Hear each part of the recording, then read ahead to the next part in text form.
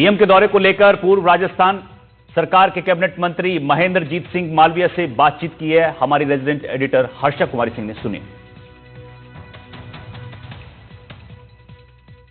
यहाँ बांसवाड़ा में एक विकास का मंच जरूर है, जहाँ से न्यूक्लियर पावर प्रोजेक्ट और कई सौगातें मिलेंगी राजस्थान को, लेकिन इसके राजनीतिक मायने क्या है, उससे सबसे ज्यादा शायद इन सवालों का जवाब महेंद्रजीत सिंह मालविया ही दे सकते हैं।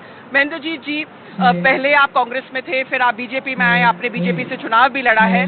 जो यहाँ पर जो विकास की राजनीति जो बीजेपी करना चाहती है, कहीं ना कहीं यहाँ पर एक खींचतान भी है कि जो आदिवासी पहचान की राजनीति है, जो भारतीय आदिवासी पार्टी यहाँ पर सेंध मार रही है, उसके क्या मायने हैं और इस प्रोग्राम को, बीजेपी के नैरेटिव को आप उस कॉन्टेक्स्ट में कैसे देखते हैं? देश के प्रधानमंत्री जी बहुत जल्दी हमारे बीच में होंगे और लंबे समय से ये मांग उठती रही है और बात होती रही सरकारों के बीच में कि बांसवाड़ा में पानी है, बांसवाड़ा में ज़मीन है, यहाँ पर एक न्यूक्लियर पावर प्लांट की स्थापना हो। और ये आज आधारशिला प्रधानमंत्री जी और कई भारत सरकार के मंत्री जी रखेंगे और जब पावर प्लांट बन के तैयार हो जाएगा, हमारे यहाँ पर बहुत अच्छी मात्रा में उद्योग धंधे लग सकते हैं। महेंद्रजीत जी, क्या वो जरूरी है? क्योंकि हमने देखा है कि बांसवाड़ा काफी, क्योंकि आदिवासी क्षेत्र है, तो पिछड़ा हुआ रहा है। नहीं, पिछड़ा हुआ तो बांसवाड़ा को नहीं कह सकते हम, कुछ एक पैकेट ऐसे हो सकते हैं, लेकिन पिछले 45 साल से माही का पानी, कड़ना का पानी और कई यहाँ पर डैम, एनीकट और लिफ्ट इरिगेशन से सिंचाई यहाँ पे हो रही है।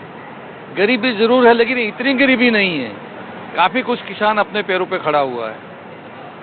महेंद्रजीत जी, जो भारतीय आदिवासी पार्टी ने कुछ दिन पहले, मतलब कल तक राजकुमार रोत धरने पे बैठे थे, मांग कर रहे थे कि जो प्रदूषित पानी है वो नहीं छोड़ा जाए, लोगों को शिक्षित करके फिर उनको नौकरियां दिया जाए, तो इस पे आप क्या कहना चाहते हैं? जहां तक पावर प्लांट के अंदर 15-20 हजार मैन पावर की आवश्यकता होगी और वो मैन पावर आईटीआई से, पॉलिटेक्निक कॉलेज से और इंजीनियरिंग कॉलेज से आएगा।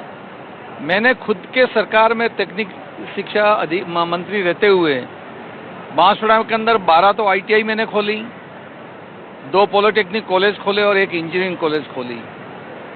आवश्यकता इस बात की है कि नौजवान पढ़े लिखे हो और उस पावर प्लांट में नौकरी लगने के लिए वो तैयार हो जाए।